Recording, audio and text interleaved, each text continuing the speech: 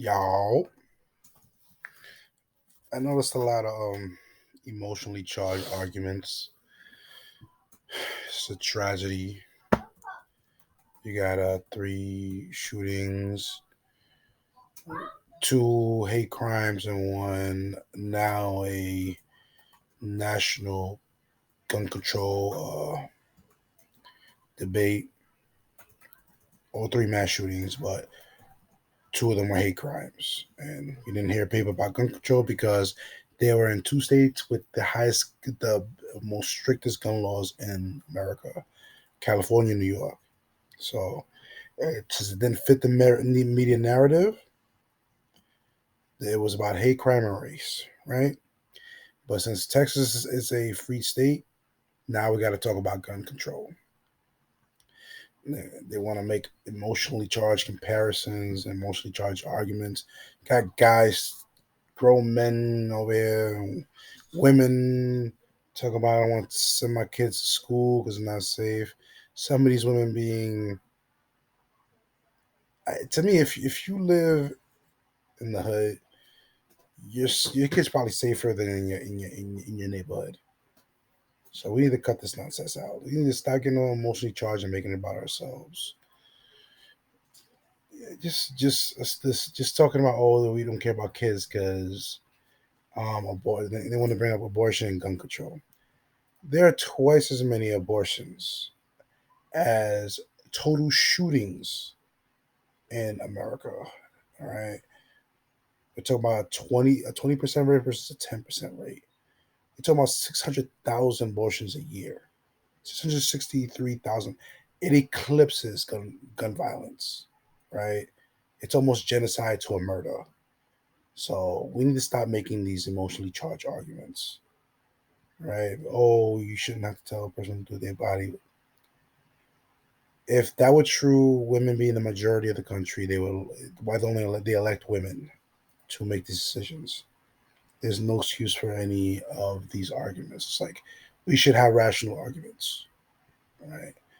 Um, how did this kid get two AR-15s? Well, no one's talking about the illegal handgun he had, but it's all about the AR-15s because no one should have a weapon of war.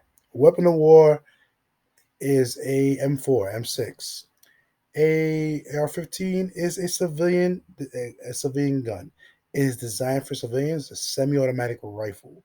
It is not a machine gun. It's not a fully automatic gun. That is, fully automatic guns are banned from civilian use. They're illegal. They're not used. About 3% of gun deaths are AR-15. 3. 3%. You understand? 60% of gun deaths are suicide. So we're talking about the minority of the minority of the minority. So you're talking about 40% gun deaths are homicide, and 3% of that are by AR-15s or any rifles. Then 1% for shotguns. And the other 96% handguns. But they want to attack the AR-15 because that's the basis, that's the crux. That's how you get down to the handgun. Gun control is to control the populace, to control the population, the masses. HR8, universal background checks. We already have federal background checks.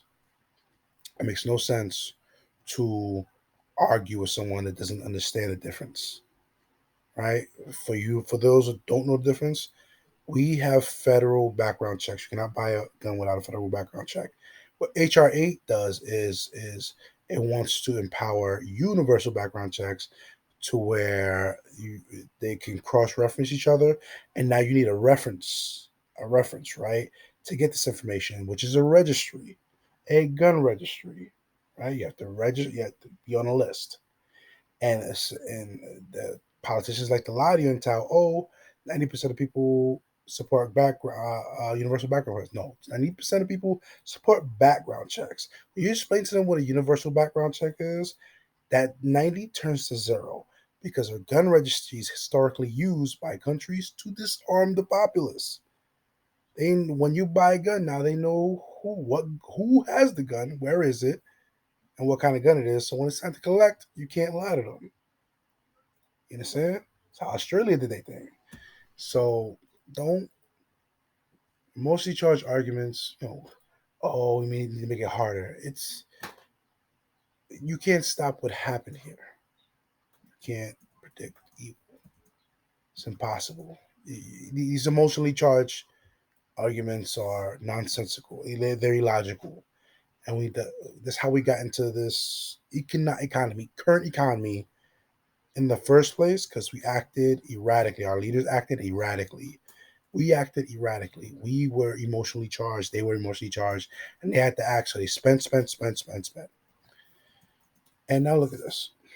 What we need to do is look at real solutions, real possibilities like armed guards. I mean, we could send 40 billion to Ukraine, but we can't have real security at public schools.